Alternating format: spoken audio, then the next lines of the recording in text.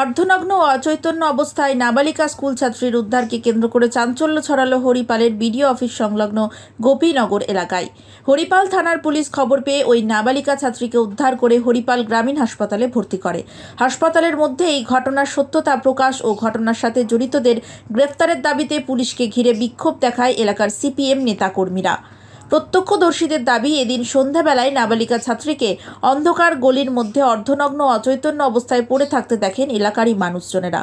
পাড়ার মহিলারা খবর পেয়ে নাবালিকা ছাত্রীকে পোশাক পরান এবং নাম ঠিকানা জানার চেষ্টা করেন। স্থানীয়দের দাবি, নাবালিকা ছাত্রী তাদের জানিয়েছে তার বাড়ি সিঙ্গুর থানার নসিবপুর খালধার এলাকায়। অসংলগ্নভাবে সে আরও জানিয়েছে, সিঙ্গুর থেকে টিউশন পড়ে বাড়ি ফেরার সময় হঠাৎ করে তাকে একটি 4 চাকা গাড়িতে তুলে নেয় কয়েকজন। এরপরে কি হয়েছে নাবালিকা ছাত্রী কিছুই জানতে পারে না। পরে পুলিশ এসে তাকে উদ্ধার করে হরিপাল গ্রামীণ হাসপাতালে ভর্তি করে। পরিবার সূত্রে জানা গিয়েছে, সিঙ্গুরের একটি স্কুলে 9ম শ্রেণীতে পড়ে ওই নাবালিকা ছাত্রী। স্কুলের পাশে এক গৃহশিক্ষকের কাছে টিউশন পড়ে বলে জানা গিয়েছে। টিউশনের শেষে নসিবপুরে বাড়ি ফেরার জন্য সিঙ্গুর স্টেশনে যায় ট্রেন ধরার জন্য। এরপরেই আর বাড়ি ফেরেনি বলেই দাবি পরিবারের। তারপর থেকে খোঁজাখুঁজি শুরু হয় পরিবারের লোকজনদের। পরে হরিপাল এলাকা থেকে কেউ বা কারা নাবালিকা ছাত্রীর বাড়িতে ফোন করে ঘটনার কথা জানালে হরিপাল হাসপাতালে আসে পরিবারের লোকজনেরা। সাংবাদিকদের সাথে কথা বলতে গেলে পুলিশ সক্রিয়তার সাথে হরিপাল পুলিশ স্টেশনে নিয়ে যায় নাবালিকা ও তার পরিবারকে। এরপরেই পুলিশকে ঘিরে বিক্ষোভ দেখায় এলাকার সিপিএম এর নেতাকর্মীরা।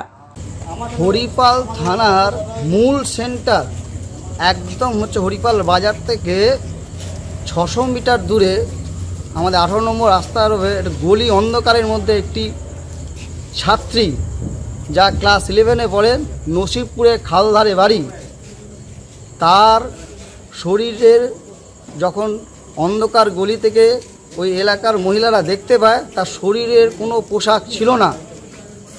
এই ধরনের ঘটনা যা আমরা স্তম্ভিত হরিপালবাসী হিসেবে। আমাদের বক্তব্য সুনিশ্চিত, এই ঘটনার সাথে যারা যুক্ত তাদের শাস্তি দিতে হবে।